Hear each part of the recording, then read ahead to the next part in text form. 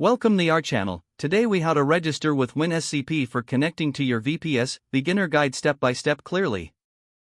Open your web browser and navigate to the official WinSCP website. Locate the download section on the home page. Click the download link to obtain the latest version of WinSCP. Once the download is complete, locate the installer file on your computer. Double-click the installer file to initiate the installation process. Follow the on-screen instructions to install WinSCP on your computer. After the installation is complete, launch WinSCP. In the login window, you will see several fields to fill out. Start by entering your VPS hostname in the appropriate field. This is usually the IP address or domain name of your VPS. Next, enter your username that you use to access your VPS. Then, input your password in the designated box.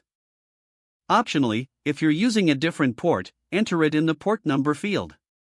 The default port for SFTP connections is 22.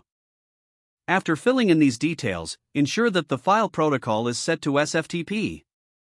Click the Login button to establish the connection to your VPS. If this is your first time connecting, you may see a security alert. Review the certificate information and click Yes if you trust the connection.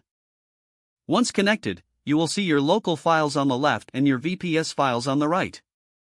You can now transfer files by dragging and dropping between the two panes. To disconnect from your VPS, click the Session menu at the top. Select Disconnect from the drop-down list. Congratulations, you have successfully registered and connected to your VPS using WinSCP. If the page does not load, refresh the browser or try again in a private or incognito window.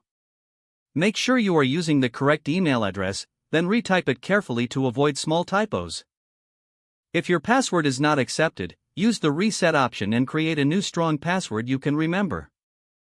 Check your spam folder for verification or security emails, then complete any requested confirmation. Enable two-factor authentication if available to improve account security and reduce unauthorized access risk. Don't forget to like this video and subscribe to our channel for more step-by-step tech guides.